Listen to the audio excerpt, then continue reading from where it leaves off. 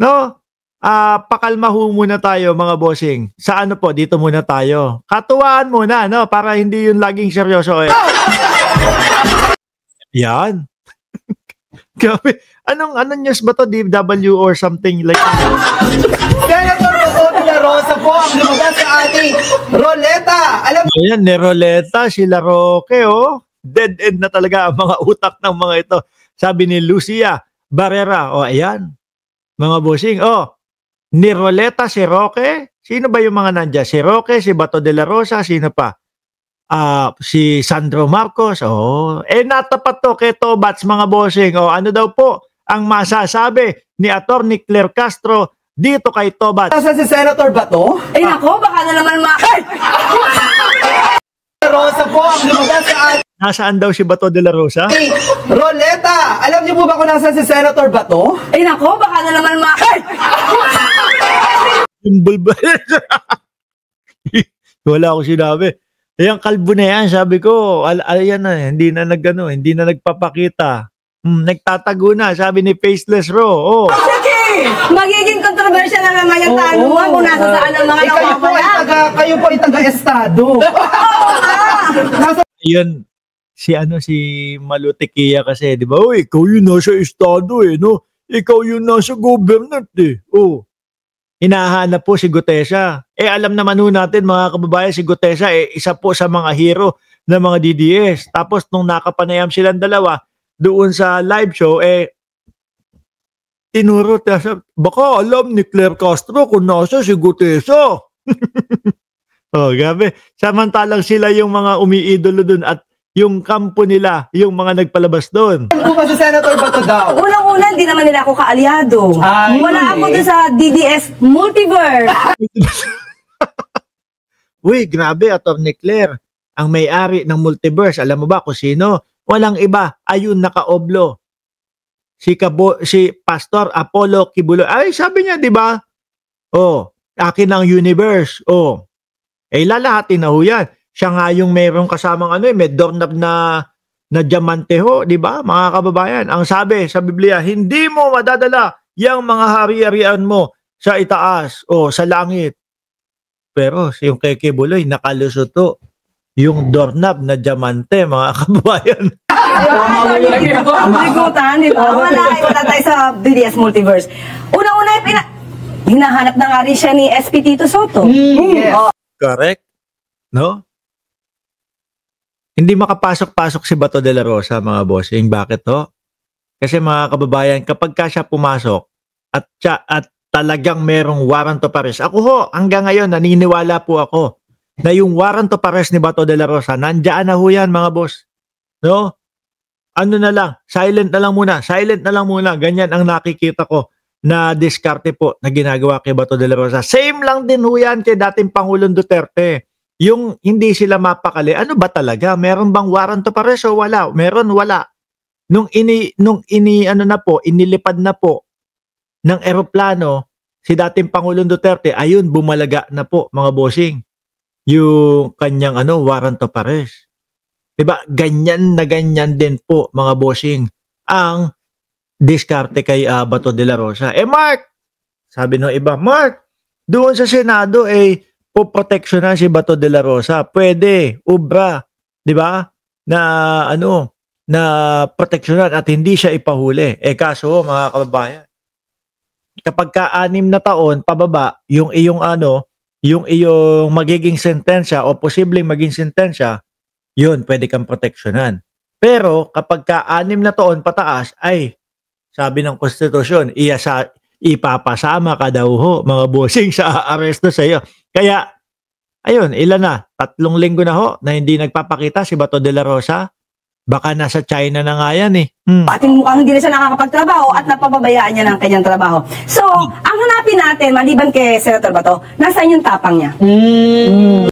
Oo nga naman. Tama, no? Nasaan na ang tapang mo, Bato? Sabi ni Good Gaming, Gaming, nasaan nga naman? Kasi kung makasigaw si Bato de la Rosa lagi, nako, come on Mr. Trillanes, Mick Madi. Di ba? Kung gusto mo, ikaw pa magpusas. Sa akin. Boss Mark, kain tayo dito. Ako sa McDo. Sarap naman yan, Sunny Rap. No, sige. Pakabusog ka dyan. Bahala ka. Layo yan eh. Di ba, nasaan ang tapang mo? Nandyan, I am ready. Yung mga ganyan mga kababayan ni Bato de la Rosa. Mick Madi. I am ready. Pero ngayon, nagtatago. Tapos, ang sabi pa sasamahan ko si dating Pangulong Duterte. Ngayon, pagkakataon niya na, natupad din yung mga pinangako niya doon sa mga DDS na pupuntahan, papasyalan ko si dating Pangulong Duterte bago mag-eleksyon o pagkatapos mag-eleksyon. Libre pamasahe pa mga kababayan kung sakali. At saka, hindi ka sasakay doon sa mga hindi ka sasakay doon sa mga airline company. Sasakay ka private jet. Di ba? Private jet ang sasakyan ni Tobats, mga kababayan.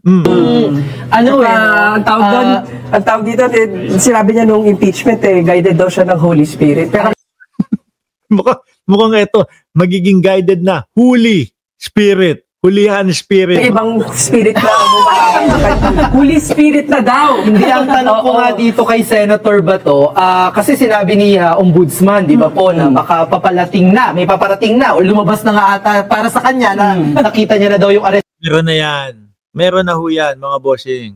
No? 100% meron na po yan. Kaya, syempre, yung Bato de la Rosa, senador din po yan. May mga chuchu na din po yan. May mga na din po yan. May magsasabi, meron na talaga, meron na talaga.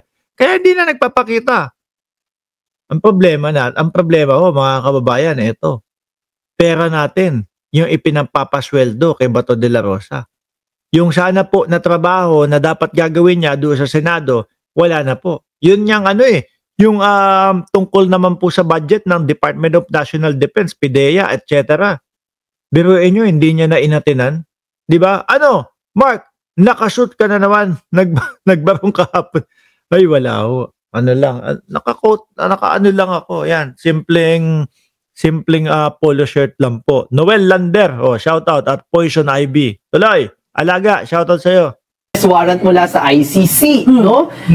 Kayo po, sa tingin niyo po ba ay papasok sa proseso? Magpapaloob ba sa proseso? Magpapa-aresto po ba, Senator Bato? Naku, tandaan natin ano ba nangyari sa pagpapa-aresto dati kay Pastor Kibuloy.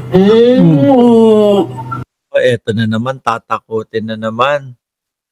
Pambansang Nanay Survivor, shout out sa'yo, no? Sabi ni Pambansang Nanay Survivor, Romnick Este Mark, kamukha ko ba yun si Romnick talaga? Maligayang Pasko, 500 kasyang-kasya panghanda. Ayaw nilang maniwala, sabi ni Pambansang Nanay Survivor. His lawyer is Attorney Turon, the enabler on his clients in hiding. Nako, alam niyo kung ano yung sinabi ni Torion? Torion, di ba? Sinabi ni Torion, ginagawa lang pong hindi available ni Senator Bato de la Rosa ang kanyang sarili. Hindi daw nagtatago, mga boss. Parang hindi nga nakatulong sila kay General Torre at that time. At sila pa yung nagpapaimbestiga na mukhang merong mga pang-aabuso sa kaibigan nila na si Pastor Kibuloy. So, di natin alam kung the same scenario or same pattern ang mangyayari dyan. Kung sa Senado na... Same yan. Same. At ang sabi naman po ni General Torre, mga kababayan, sabi po ni General Torre, no? Tingin ko, same lang ng pattern, kaya lang mas madami ang magiging pulis na haharap kay Bato de la Rosa o mas madami ang ilalagay na pulis kay Bato de la Rosa. Di ba? Idol Mark, masaya kami dito sa Batangas pag may nakulong ng mga asong senador ni Sara, Sayad Escudero, Villar, Joel Villanueva, pati lahi ng mga Duterte, Digong, Sara, Pulong, Baste. Naku, kababayan nyo pala si Jake Magnus dyan sa Batangas, Shoutout sa'yo, kapatid na Jake Magnus, Naman po, kasi may mga panawagan din na dapat daw proteksyonan ba siya ng Senado? Dahil habang, di ba, di daw siya pwedeng dakipin habang nasa Senado. Disagree ako dyan. Siyempre, kung kilala may naman natin yung Malabo yun, mga kababayan. Malilintikan dyan, pag hindi sinunod ng konstitusyon, malilintikan niyan ang Senate President, si Tito Soto ho. Kaya nga sinabi, di ba, pambungad pa lang ho, mga bossing. Pambungad pa lang ni Atty. Claire Castro, pati po si Senate President Tito Soto, hinahanap na po si Bato de la Rosa. Biruin nyo mga kababayan, hindi na masaya ang Senate President. Bakit? Yung pag-uusap po sa budget patungkol po do sa budget ng DND PIDEA at National Security Council, hindi na inatinan ni Bato de la Rosa di ba? Trabaho niya 'yun. Huwag kang kukuha ng ganyan ng pagiging chairman kung hindi mo kayang gawin. 'Yun ang sabi po ni Senate President Tito Soto. Diba? Dapat hindi na proteksyonan ng Senado. Ano pong mensahe niyo dyan? Tingin ko, alam naman ng Senado hanggang saan yung limit nila. Kasi pag yung penalty, ang imprisonment is more than 6 years, hindi na nito maikukubli. Yan ang sinasabi ko kanina, di ba? Pag 6 na taon pababa yung penalty, dehins pwede. No? Kumbaga, pag 6 na taon pababa, pwedeng proteksyonan ng Senado. Pero kapag ka 6 pataas po, Atty. Claire, Baka yung pamunuan ngayon ni Senator or rather SP Tito ang ma-question pagka na-violate yung konstitusyon. Okay. Sabi natin, ulitin natin, hindi na iparinig yung kapag ka 6 na taon pataas Dapat hindi na proteksyonan ng Senado. Ano pong mensahe niyo dyan? Tingin ko, alam naman ng Senado hanggang saan yung limit nila. Kasi pag yung penalty, ang imprisonment is more than 6 years, hindi na nito maikukubli.